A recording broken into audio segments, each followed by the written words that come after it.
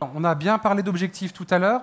Et surtout, à quoi sert un objectif s'il n'est pas forcément partagé, naturel, et qu'il ne répond pas à une vraie culture d'entreprise? On va parler aussi du rôle et de l'influence positive ou négative que peuvent avoir les décideurs en entreprise.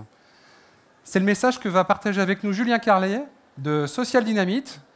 Je vous remercie de l'accueillir. Julien, tu vas nous parler des décideurs. Avec plaisir. Merci. Bonjour. Vous allez bien après la pause digestion? Il paraît que c'est le moment où c'est le plus difficile. Non, ça n'a pas l'air. Moi, je vous demandais de faire du sport, alors. Est-ce que vous voulez bien vous lever, s'il vous plaît? J'adore faire ça. Parce que c'est pas attendu. Ah, ils ont mis le minuteur en marche. D'habitude, ils ne mettent pas le minuteur en marche quand je fais ça.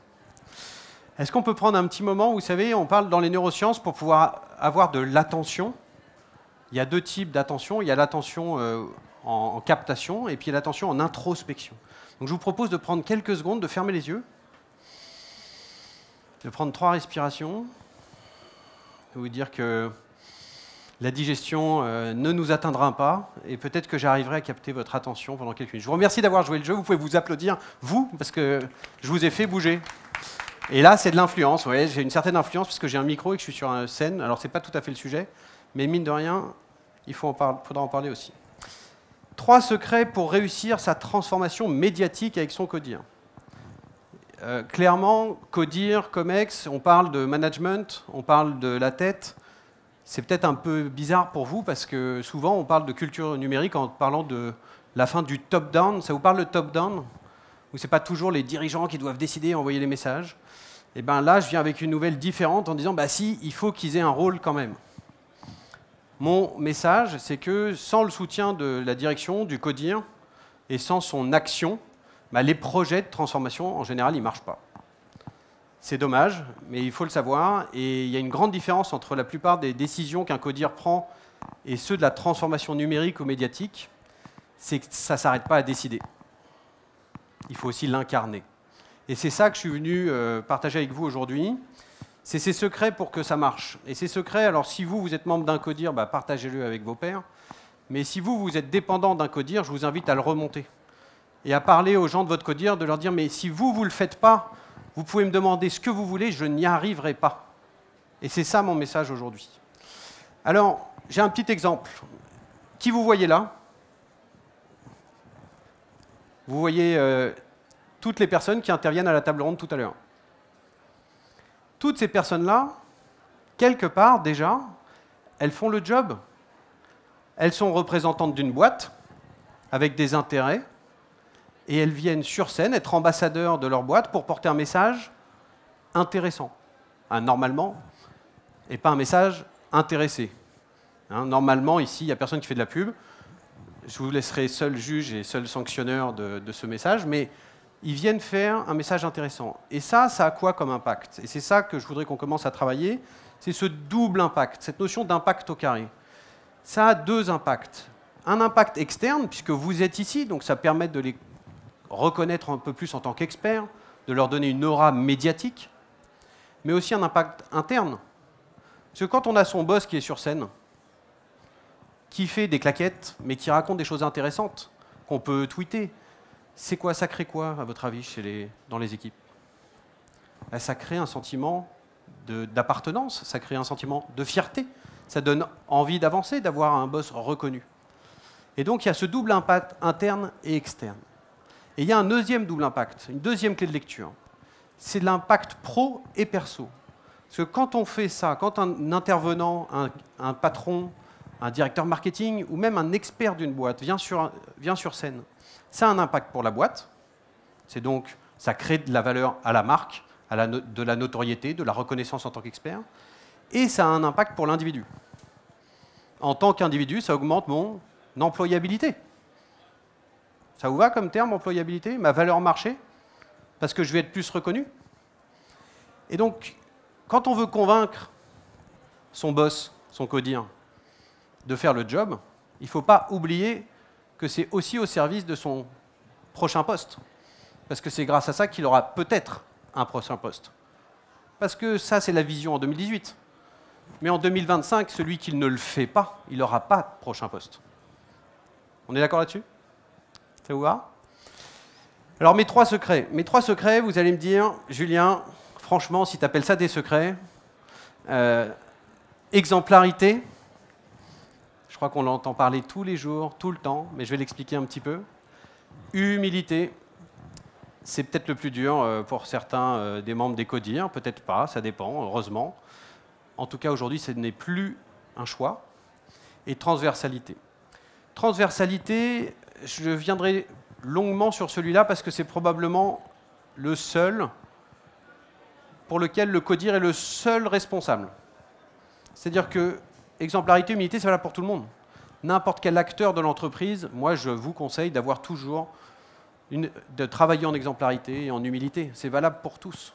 La transversalité, vous ne pouvez pas la décider, sauf si vous êtes justement au CODIR, parce que c'est le CODIR qui va vous mettre des freins et des barrières. On va plonger un peu dans le détail. Alors, exemplarité. Alors, avant exemplarité, pardon, je me rappelle plus de mes slides, c'est pas très exemplaire. Je voulais vous partager cette étude qui vient de The Social CEO. Je ne sais pas si ça vous parle, c'est un site qui est assez sympa là-dessus, donc Executives Tell All. Et donc c'est intéressant, c'est l'impact que donne un patron lorsqu'il est présent sur les réseaux sociaux. 52% des collaborateurs se sentent inspirés par la présence des membres de leur CODIR sur les réseaux sociaux. 46 se disent, tiens, c'est un geek. Digitalisé, c'est ça en fait, c'est un geek. Alors que ça se trouve, il est juste présent sur les réseaux sociaux. Et 41%, c'est de la fierté. Donc c'est une première stat qui montre que déjà, ça a un impact interne très très fort. C'est important parce que si on veut emmener les gens, il y a un moment où il faut leur montrer le chemin. Et je voulais conclure sur ce pourquoi, c'est un peu le why de l'histoire par Peter. Peter, donc CEO ING Direct, qui nous explique comment aujourd'hui, managing and communicating with shareholders, employees, government, communities, customers will be table stakes in the future. Il parle de vous. Pourquoi vous ne seriez pas là? Et là, c'est intéressant, on voit des patrons qui commencent à expliquer, on n'a pas le choix, quoi. J'en ai 4 autres, comme ça vous allez voir, elles sont assez sympas. Alors l'exemplarité, moi je voulais vous partager un petit moment extraordinaire que j'ai vécu en voyant cette photo. Donc vous voyez la photo qui est là, ce n'est pas une photo professionnelle d'une bibliothèque, c'est très exactement le board de Microsoft France. Et c'est Carlo que je connais un petit peu, qui l'a publié sur son compte LinkedIn. Carlo qui vient d'arriver en tant que VP, je crois que c'est Europe, de Microsoft, et qui a emmené tout le board à l'école, chez Twitter France. Et qui l'a tweeté, et qui l'a partagé sur LinkedIn et Twitter en l'occurrence. Ça vous fait quoi, vous, de voir ça? Est-ce que ça arrive dans vos boîtes que le boss, il prenne son comité de direction et il aille, allez, on va à l'école, et on le dit à tout le monde? Ça vous parle? Ça est déjà arrivé? Je suis désolé, j'ai les lumières, vous ne réagissez pas trop, c'est la digestion quand même. Je ne vous fais pas lever 2 fois, hein, mais moi en tout cas ça me marque, ça me touche, parce qu'on est bien dans l'exemplarité. Vous voulez qu'on s'y mette, eh ben, il faut aller à l'école, et dans cette exemplarité, vous savez, dans les codes aujourd'hui des cultures numériques, on parle du lifelong learning. Ça vous parle, le lifelong learning? C'est la notion de, aujourd'hui, apprendre un savoir, c'est pas ce qui est le plus important, ce qu'il faut, c'est apprendre à apprendre et apprendre qu'on sait rien. Et donc, il faut continuellement continuer à se former. Et ça, c'est nécessaire pour tous les collaborateurs de toutes les boîtes. Sauf que si c'est pas le patron qui l'incarne, c'est pareil, c'est que du bullshit, quoi. Et donc là, ce que je trouve extraordinaire, c'est que Carlo, il dit, nous, board de Microsoft, on doit avoir un impact d'influence. Et pour ce faire, on va aller à l'école, à Twitter, et on le tweet, et on dit à tout le monde, nous, on n'est pas encore très bons en humilité. Et alors, qui on touche en faisant ça? Je reviens avec ma petite stat et ma petite étude.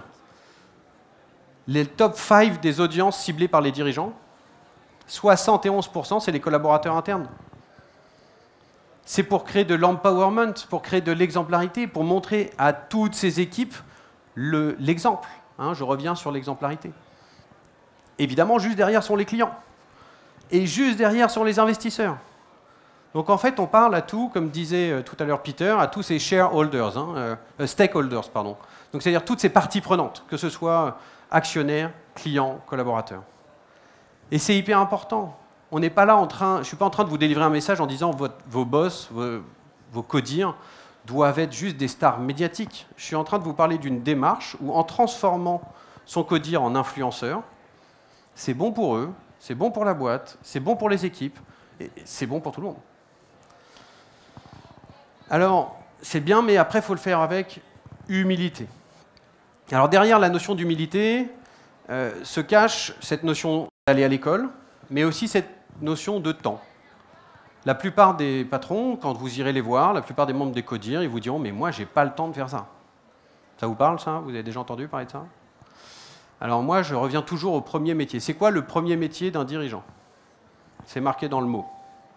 Le premier métier d'un dirigeant, c'est de diriger, mais ce qui va avec, c'est de déléguer. Donc ça veut dire que l'humilité, ça passe aussi par déléguer. Ça passe aussi par structurer des processus de délégation. Alors attention, n'allez pas dire ce que je n'ai pas dit.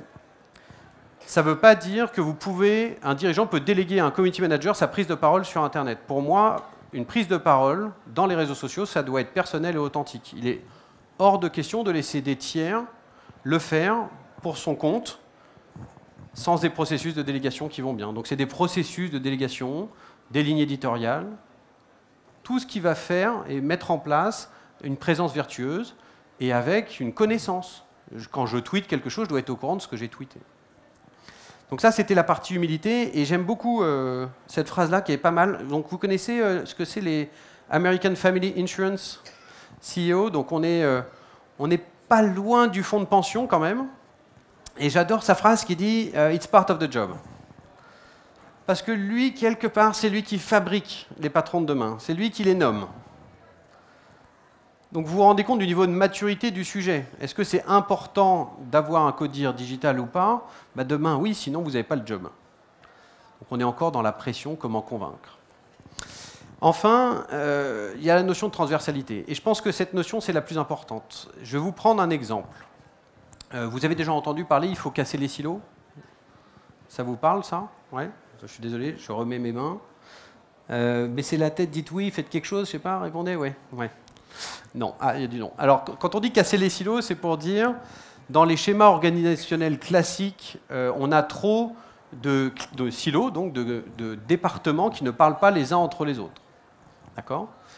Quand on dit casser les silos, moi j'entends trop souvent des gens qui ont peur de ça, qui se disent comment ça casser les silos? Ça veut dire qu'on casse l'organisation, moi j'ai un job, il est là, demain si on casse les silos, qu'est-ce qu'on va me demander de faire? Et donc moi j'aime bien la notion de transversalité, qui est un petit peu moins violente, et qui est de faire des ponts. D'ailleurs c'est l'image que j'ai choisie, de faire un pont entre les différentes activités. Et je vais vous prendre un exemple. Il y a un exemple important. Je parlais aujourd'hui dans un environnement général de transformation médiatique. Cette notion de transformation médiatique, c'est quoi? C'est le fait que la transformation numérique a bouleversé l'accès aux audiences. Ça va jusque-là? Les influenceurs étant juste une brique nouvelle, qui souvent se comportent comme des anciens médias, en monétisant leurs audiences. Enfin bon, rien de nouveau. Et on en parlera à la table ronde tout à l'heure. Donc cette transformation médiatique transforme l'accès aux audiences et notamment donne aux marques la possibilité de devenir leurs propres médias. Là où avant, pour avoir accès à des audiences, il fallait que je passe par des médias traditionnels, par de la pub en payant, ou par de l'influence par les RP, enfin, comme vous voulez, mais il fallait que je passe par des médias traditionnels. Je peux donc devenir mon propre média. Mais qu'est-ce que c'est un média? Un média produit des contenus tellement intéressants qu'on est prêt à payer pour les lire. Vous connaissez beaucoup de marques qui font des contenus tellement intéressants que vous êtes prêts à payer pour les lire? Non, il y a des noms, merci, ça me rassure, il y a des gens qui écoutent encore. Donc vous voyez ce que je veux dire? Déjà dans cette notion de transformation médiatique, c'est beau, j'ai accès à des audiences, ouais, j'ouvre un blog, des pages Facebook, plein de trucs, mais je fais toujours du contenu intéressé. Si c'est pour faire de la pub, ça ne sert à rien, quoi. Donc la question, c'est comment faire des contenus intéressants pour des audiences intéressées, pas des contenus intéressés pour des audiences intéressantes. Première partie de la transformation médiatique. Dans cette transformation médiatique, ça transforme les entreprises. On revient au silo. Comment ça marchait avant cette chaîne de vente? On a la partie communication, les départements communication, qui ont pour objectif de créer de la notoriété. Ça vous parle, là, cet entonnoir? Notoriété, considération, achat. Je fais 3 briques, non, il y en a peut-être 5, hein, mais on simplifie. Notoriété, c'est le département communication. Considération, connaissance des offres, c'est le département marketing. Achat, closing, signature, c'est le département commercial. Et bien là, on a les silos. Ils sont beaux, nos silos. Sauf qu'un commercial qui fait bien son job aujourd'hui, c'est quoi? Ben, c'est un influenceur. Un commercial qui fait bien son boulot, c'est un influenceur. C'est un expert reconnu qui parle sur les réseaux sociaux. Et qu'est-ce qui fait l'influenceur? De la notoriété. Attendez, stop, c'était le boulot de la com. Vous êtes en train de me dire que le département commercial fait plus de notoriété que le département com? Et bien là, on est mal. Et c'est là où je parle de transversalité. Parce qu'en fait, ben, la plupart des boîtes qui subissent ça le vivent mal. Et la com va commencer à aller voir le commercial et lui dire « Non, non, ton tweet là, tu n'as pas le droit de le mettre. Ou en tout cas, tu m'en parles avant, je te le valide. Et je veux 3 jours pour le valider, ton tweet. » Ouais, bien sûr. Vous le voyez, ça? Donc cette notion de transversalité, c'est de comprendre qu'en fait, on peut s'entraider. Qu'un commercial en puissance, c'est un influenceur. Et qui sert les intérêts de la notoriété de la com et qu'il faut lui laisser la liberté. Mais qu'en revanche, ce même commercial, il va avoir besoin de la com pour fabriquer un contenu, pour influencer le closing d'un gros contrat. Parce que ça aussi, ça se fait maintenant. On est sur un gros contrat et il faut influencer le client. Mais moi, commercial, bah, je connais les bonnes choses, mais j'ai un peu... Il me connaît, je lui parle tous les jours, donc je vais voir mon département com, je lui dis, tiens, tu ne pourrais pas créer un case study sur tel sujet, mettant en avant tel bénéfice? On publie le case study, la com bosse, et le commercial n'a plus qu'une chose à faire, c'est l'envoyer à son prospect pour lui dire, tiens, en fait, je crois que ça vous intéresserait, ça vient d'être publié hier, mais ça a l'air assez pertinent pour vous. Et avec ça, on signe le contrat. Et c'est ça la transversalité, c'est de faire travailler comme marketing et commercial. Et pour ça, ça ne peut pas se faire si le codir n'est pas d'accord. Parce que dans le codir, ils ont tous le petit garde de chapelle, le directeur marketing, le directeur communication, le directeur j'ai oublié, commercial. Et si vous le faites tout seul dans votre coin, il y a un moment où vous allez vous casser contre les murs. Parce qu'il y a le directeur commercial qui va appeler le directeur communication. Dis donc, ton gars là, il a fait ça, là, c'est vraiment pas sympa, et du coup ça va redescendre et ça va tout péter. Et les gens ils vont partir avec perte et fracas. Et donc j'en arrive à mon introduction qui sera aussi ma conclusion. C'est pour ça que cette transversalité, cette exemplarité ne peut se faire qu'en partant des codires qu'il faut embarquer. Et j'adore Gretchen, qui est très intéressante. Je vous invite à lire son article sur Forbes, de Social CEO, What You Need to Know. Et je vous laisse lire le truc, mais globalement, si vous pensez encore que si vous n'y croyez pas, c'est que vous regardez un petit peu trop le passé, et je pense que ce n'est pas le bon endroit, c'est pas l'endroit où vous avez envie d'être, le passé. Donc elle est extrêmement acide d'ailleurs, c'est assez rigolo. Ce qui n'est pas mon cas, moi je suis plus pour les opportunités. Néanmoins, n'oubliez pas cette double opportunité perso et pro pour les codiens. Et donc voilà, c'était un petit peu le fil rouge de cette notion d'exemplarité, c'est-à-dire que les comités de direction peuvent embarquer l'interne, peuvent montrer l'exemple, en devenant des influenceurs. Hein. C'est ça le message aujourd'hui. Mon message général, c'est les marques deviennent des médias, les individus des marques deviennent des médias. Nous sommes tous des influenceurs en puissance. Et moi, en tant que marque, j'ai qu'un intérêt, c'est de faire en sorte qu'à l'intérieur de ma boîte, tout le monde ait envie de devenir un média, au service de la notoriété de la boîte et au service de l'employabilité de chacun. Mais il faut commencer par le codir, il faut que le codir ait envie, sinon ça ne marche pas. Et nous sommes tous des influenceurs. J'ai une bonne nouvelle, vous êtes tous des influenceurs.